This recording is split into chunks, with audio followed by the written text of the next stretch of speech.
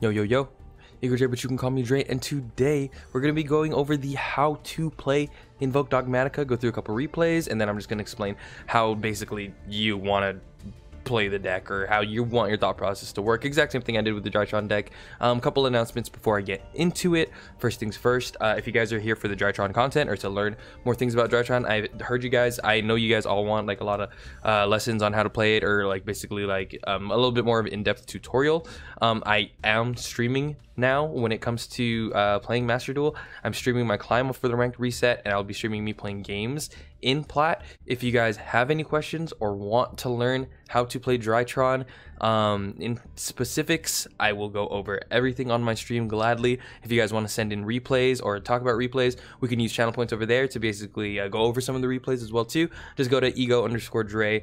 I'm streaming live. Mostly it's going to be in the morning time, so if you guys want to head over there to check it out, ego_Dre on Twitch, hit me up there. If you like my video, like it. If you like my channel, subscribe to it, and make sure to comment. I am very active in the comments, and we can go ahead and talk about what the meta is looking like, you know, what the decks you enjoy are looking like, and yeah, head over to my stream so we can talk about it more.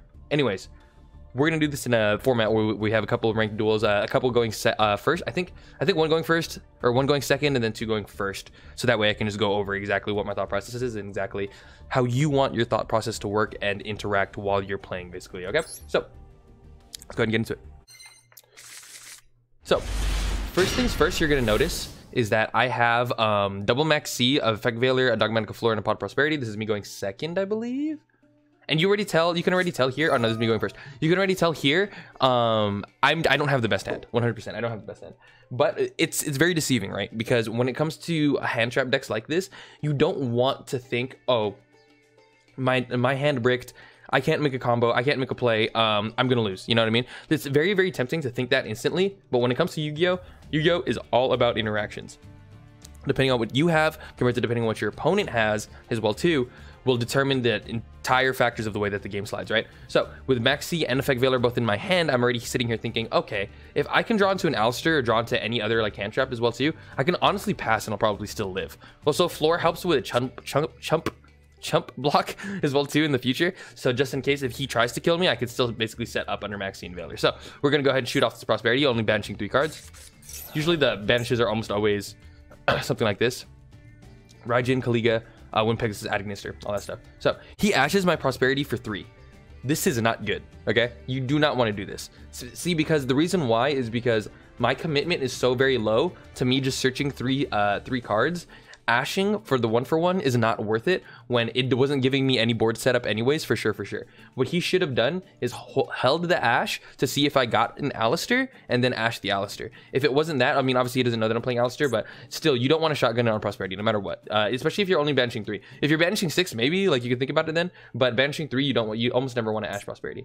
If he held the Ash as well too, he could have Ashed the Max C later as well. So you can already see the way that I'm thinking about the hand traps and the way that we're thinking about hand traps in general. He's not thinking about the future of the game, and so that's how this is basically going to play out. So I'm going to activate the Prosperity. He's going to Ash it. I'm not going to get my Prosperity, but I'm going to pass on this. So now I already know, because I have both Max C and Veiler and Dogmatika Flora, I'm not going to die. Like, not many decks can just instantly kill me through this, or are willing to take the Max C challenge over this as well. Even the like top tier decks, like, they're not willing to take this Maxi challenge here. So it just depends on exactly what's going on. He norm summons Kitchen Dragon Maid. I already know, like, this is gonna add him the Chamber Dragon Maid to get his stuff in. So like now we know we're playing against Dragon Maids.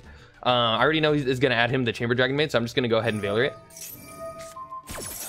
Veiler's the kitchen so that way he can't get anything started off. He can go to Striker Dragon here if you played the Striker Dragon engine or the Rocket engine in general, but I don't think he does, so he basically just passes. Doesn't even swing with 500, by the way. Like, I don't even know what he's doing. Has just no set cards. Like, I mean, what else can you say? So I get the rip of my life. It's Magical Meltdown. I activate the Meltdown to add the Alistair.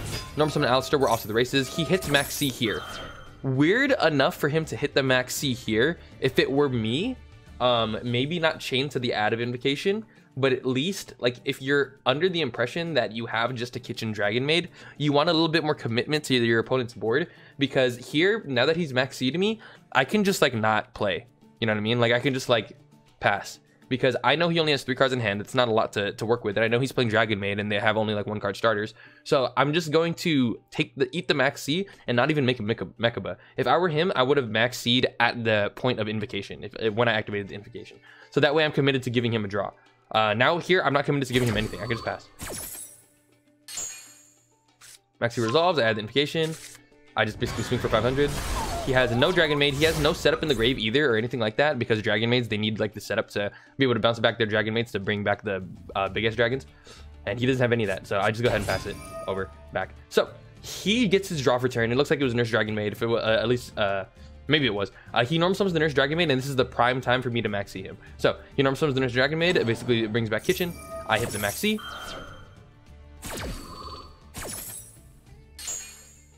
Max C gets me a free draw here. I get Raigeki, which is a disgusting pull. He ends up adding Lorpar, sends the Lorpar to the grave, and then goes Hospitality, bring him back. So he's taking a bit of the Max C challenge.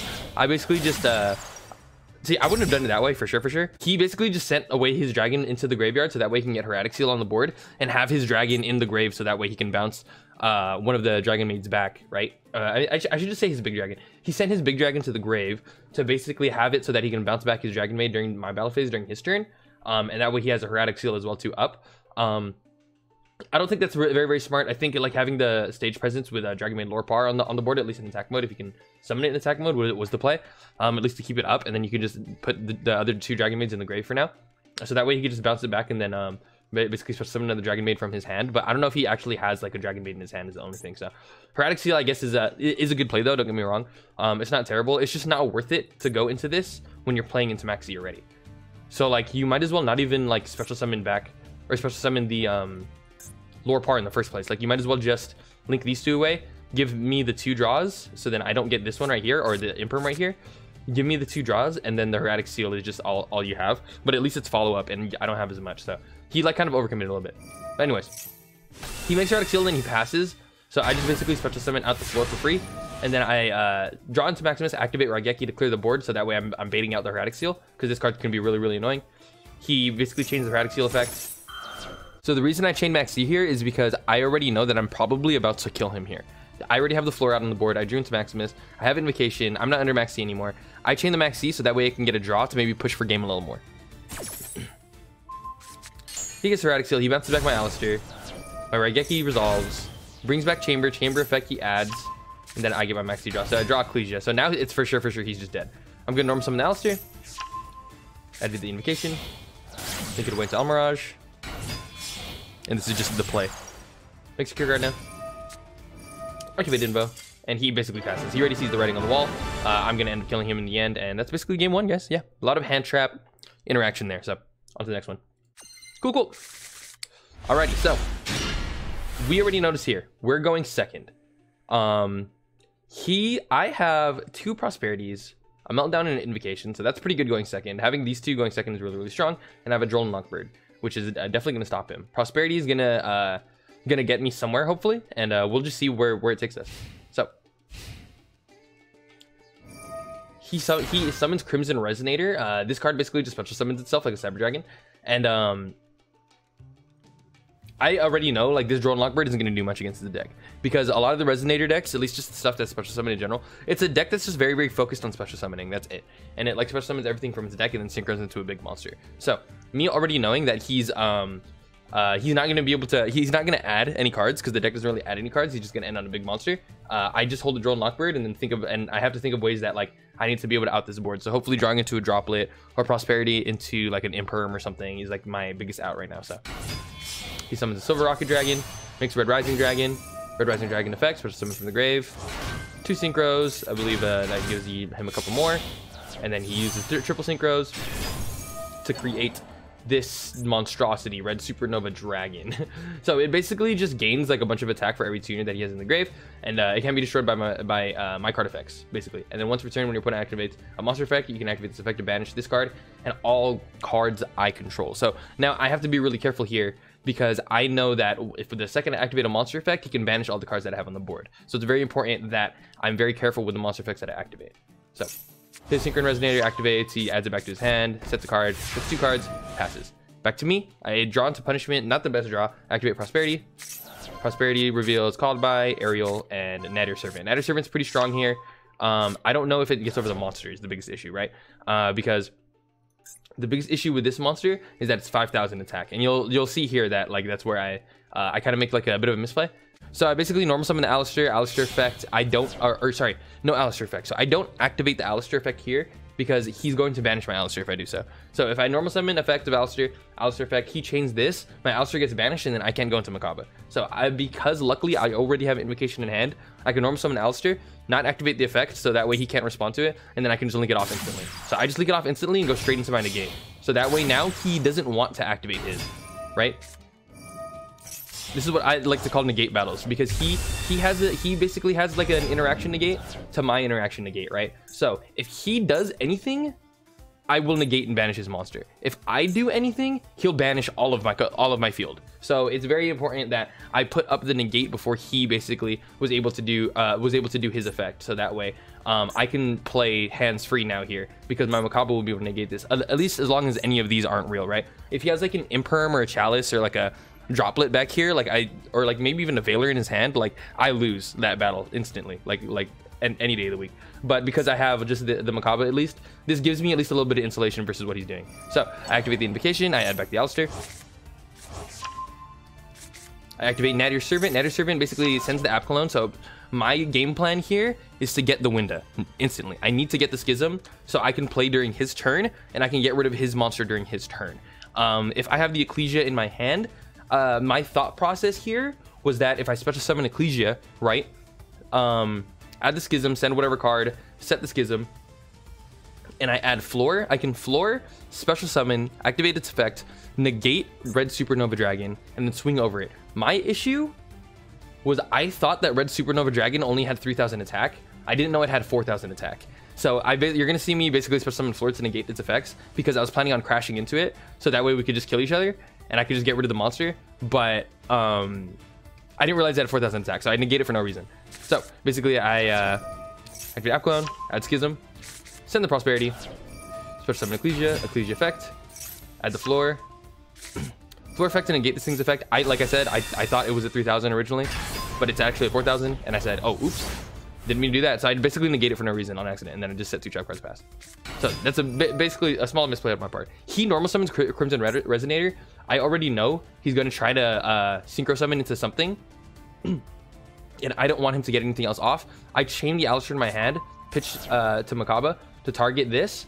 Target the Makaba basically to give it to 1,000, but the entire point was to get a Dark in my grave so I can make Winda and then activate the Schism. He chains Called By the Grave and misses his opportunity to beat me here, because if he Called By the Grave targets the App Cologne, and this is why it's so important that you know what your opponent's deck does, because if you don't know what your opponent deck does, then you will not make the if you don't know what your opponent's deck does, you will not make the right decision to win the game. And this is exactly what happened. He chained Called By the Grave to me sending it to pump up my Makaba. He chains that, targets the Alistair, but if he targeted the App Cologne, I won't be able to make Winda, and I won't be able to out this gigantic thing, because Schism is my only way to out this gigantic thing right now. I have Punishment as a target, but he needs to be negated for me to activate it, because I have the 5-headed dragon in here to be able to target his monster, right, to activate the Punishment. But I know for a fact this card can't be destroyed by my opponent's card effects, so I need to negate this thing before I were to do that. So I basically threw away my opportunity by special summoning Floor here, doing it that way, because if I held the Floor, then I could have floored it and then punishmented it and then destroyed it that way. But because of that, I basically pigeonholed myself into only being able to use Schism. And since he had the answer right here, Called By the Grave, to banish the App Cologne, so I wouldn't be able to summon Winda, he would have been able to out my out, and then I wouldn't have been able to get over this monster until maybe later at least. But yeah, very important, very important. So he basically Called By the Grave, he targets Alistair, and I just chain the Schism, banishing the Alistair, so that way it doesn't get negated. It doesn't get negated, and also I still have my Dark. He chains Max C. That's not going to do anything here. I'm only going to special summon once during my own turn, so I guess he was just trying to get a draw. I decided not to negate it. I want to save my own negate. I banish it to you. I special summon out Winda. Schism effect resolves, and I get to send the card to the grave. And there's my out to that monster. Now he doesn't have much of anything at all. He passes. I swing over with Winda, and then he activates Quick Launch. I basically punishment it during the battle phase, so that way it just dies and he can just die and he surrenders. So big game, very what's the word, informative.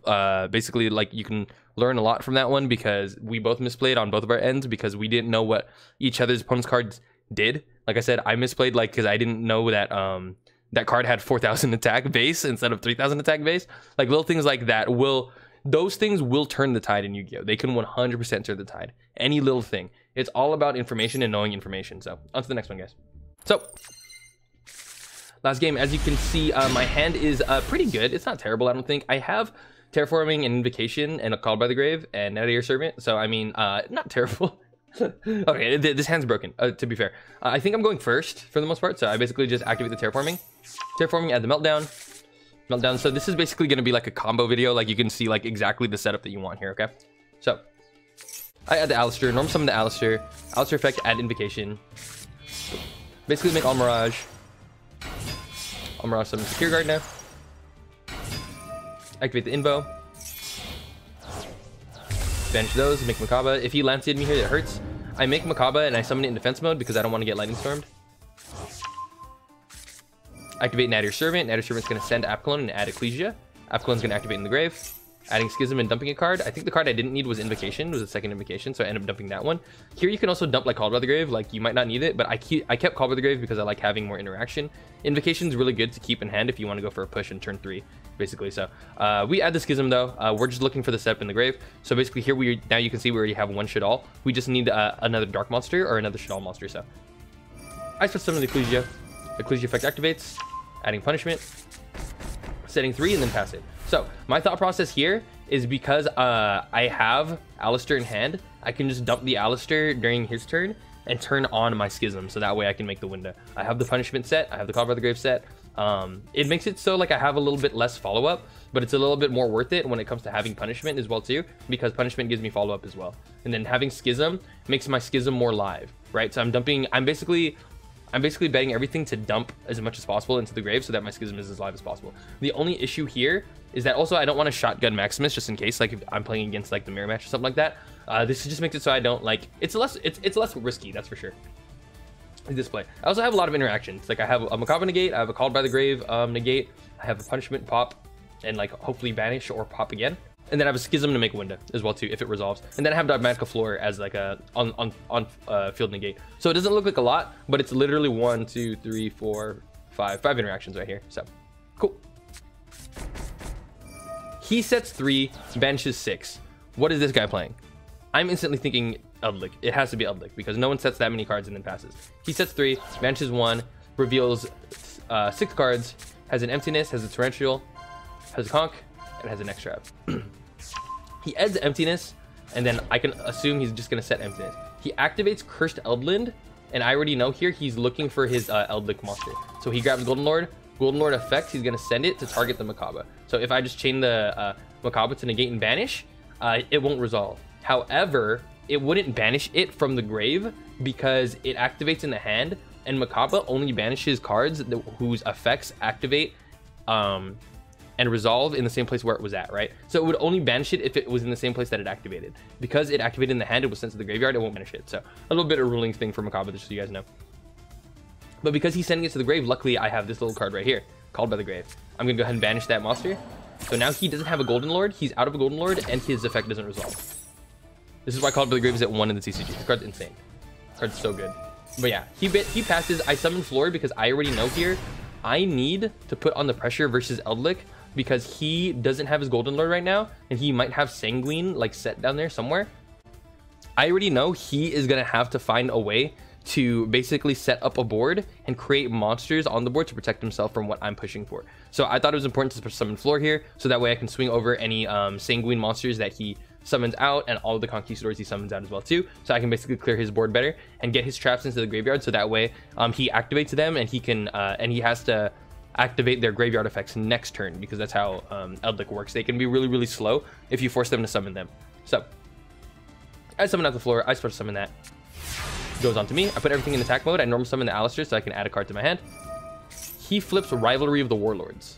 Now, thank God I drew into punishment, because this was a very this was literally would have just been game for me here, because this card makes it so I can only control one type of monster. I have 3 spellcasters, and then I have Makaba. I would have had to get rid of the Makaba, and then my Alistair would have been the only thing there. And then I wouldn't have been able to invocation into anything else underneath Rivalry. So the biggest thing is if he starts summoning out other monsters, then it would have been an issue for sure. But luckily, I had the negate for this one, so I basically just negate it with Makaba. Negates and banishes, and then he chains Vanity's Emptiness, which doesn't resolve the way he thinks it resolves. Basically because it's basically because he's like getting rid of his own cards, the Vanity's Emptiness would just go to the grave. So, and I basically win that. He sees the writing on the wall because he messed up, and that's basically how that worked. So cool. Alrighty, I hope this helped you guys. I hope this helped you guys kind of understand how hand traps work, how the invoked deck works.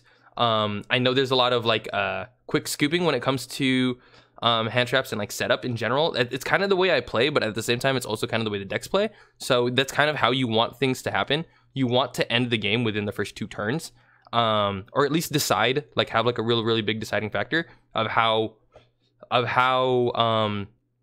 the game is gonna go, right? You want to like have like a lead by like 4 cards or like 3 cards, or like you want to make sure you're minusing your opponent as much as possible. That's what it means to play control, basically.